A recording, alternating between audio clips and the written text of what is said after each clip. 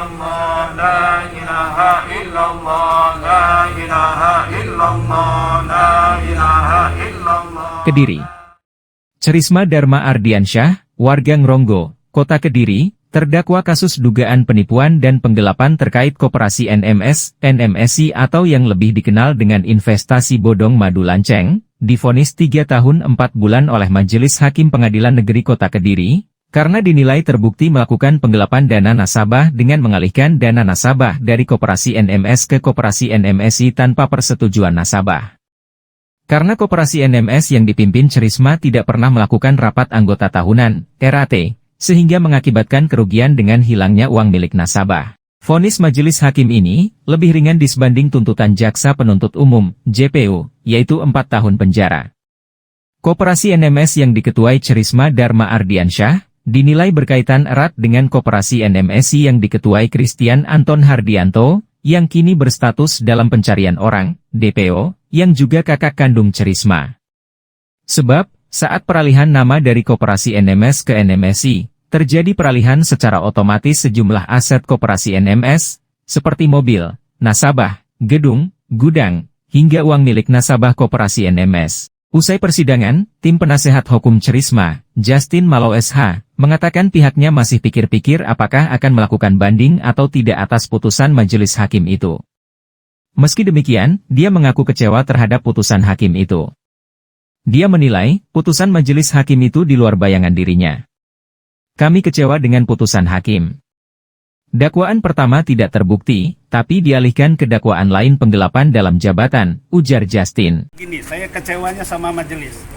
Pertama 378 itu tidak terbukti. Karena apa? Karena dia bilang itu ada organisasi, ada kegiatan, ada keuntungan dan kerugian semua sudah berbayar itu. Kemudian tiba-tiba berbalik arah ke 374. 374 itu penggelapan. Padahal yang dilaporkan oleh mereka 19 laporan itu adalah kejadian larinya si Christian membawa uang di NMSI, ditarik mundur ke belakang.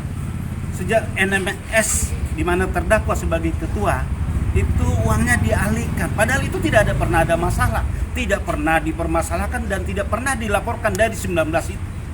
Tuh. Jadi ini yang menurut saya aneh putusannya. 378 tidak terpenuhi, penipuan tidak ada.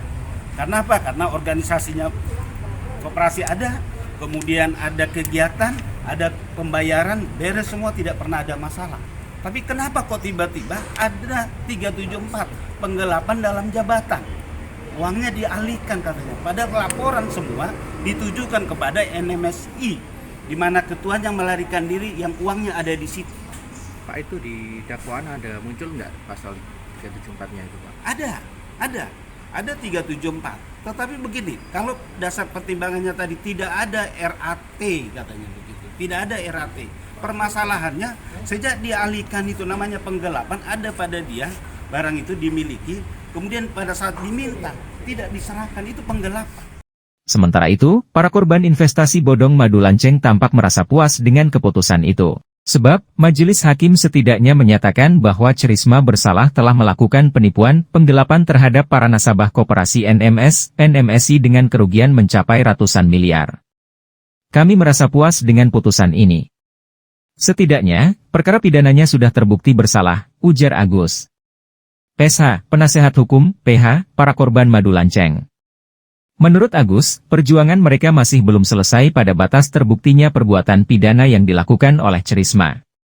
Selanjutnya, mereka akan melakukan gugatan perdata untuk mengembalikan kerugian para nasabah yang mencapai ratusan miliar. Perjuangan belum selesai. Untuk mengembalikan kerugian, kita berencana melakukan gugatan perdata, tandas Agus, yang dibenarkan oleh para korban. Dengan tuntutan jaksa penuntut umum 4 tahun, divonis 3,4 tahun, alhamdulillah kita sudah 3,4 bulan, alhamdulillah kita sudah sangat puas, Pak. Itu sudah sesuai harapan kita. Memang yang belum kita dapat yaitu untuk rekompensi pengembalian kerugian korban. Nah, kita juga masih ada perjuangan lagi terkait untuk pengembalian uang korban. Tadi dalam putusan tidak ada untuk pengembalian uang korban. Memang di dalam dakwaan itu memang nggak ada Pak, untuk tindak pidana pencucian uangnya nggak ada. Jadi hanya dijerat pasal 374 terkait undang-undang koperasi, jadi penggelapan dalam jabatan atau kesalahan prosedur di dalam undang-undang koperasi. Ya kita memang harus berjuang lagi Pak terkait untuk pengembalian uang korban. Kita harus ada upaya-upaya hukum lain, mungkin upaya hukum perdata, mungkin habis ini kita akan upayakan, kita akan gugat perdata juga rencananya Pak. Sedangkan JPU Sigit Artanto Jati SH, mengatakan pihaknya masih pikir-pikir terkait dengan putusan majelis hakim tersebut. Dia akan melaporkan dulu ke pimpinan apakah akan melakukan banding atau tidak. Kita laporkan dulu ke pimpinan, ujarnya, ditemui usai sidang. Ya. Cuman memang berbeda yang pasalnya dengan yang kita dakwakan, yang kita tuntut. Korbannya kan 378. Ya. Terus pertimbangan memang dakwanya dakwaan alternatif ya. Kemudian itu menurut hakim itu 374. Makanya kita pikir-pikir juga, nanti kita laporkan ke pimpinan apakah misalnya banding atau tidak, atau mereka pasal 5 kita tetap banding atau tidak, nanti kita laporkan. Gitu ya. 7 hari kita masih punya waktu untuk berpikir menentukan sikap. Tapi secara umum dari kejaksaan merasa puas terkait dengan putusan ini? Kita laporkan gitu ya. Gitu ya. Kita laporkan dulu, kita punya waktu 7 hari untuk menentukan sikap. Itu kita puas apa enggak itu 7 hari lagi. Artinya kalau mereka ngajukan banding, ya kita bandingkan. Ya. Kalau mereka terima ya kita juga belum tahu juga, karena putusan sama putusannya nanti 7 hari lagi lah gitu. Ya, siap. Sebelum sidang, puluhan korban kasus dugaan penipuan penggelapan investasi bodong itu melakukan istighosah di depan kantor Pengadilan Negeri, PN, Kota Kediri. Mereka meminta agar hakim betul-betul memperhatikan kasus tersebut dengan baik dan memberikan vonis maksimal kepada Charisma. Istighosah itu dilakukan selama sekitar 30 menit, sambil duduk bersila, membaca sholawat, dan kalimat-kalimat zikir lainnya. Seperti diberitakan, Charisma Dharma Ardiansyah didakwa melakukan penipuan penggelapan terhadap dana nasabah koperasi NMS, NMSI, yang lebih dikenal dengan investasi bodong Madu Lanceng. Charisma adalah ketua koperasi Madu Lanceng saat masih bernama NMS. Selanjutnya koperasi NMS berganti nama menjadi koperasi NMSI, yang diketuai kakak kandungnya yaitu Christian Anton Hardianto.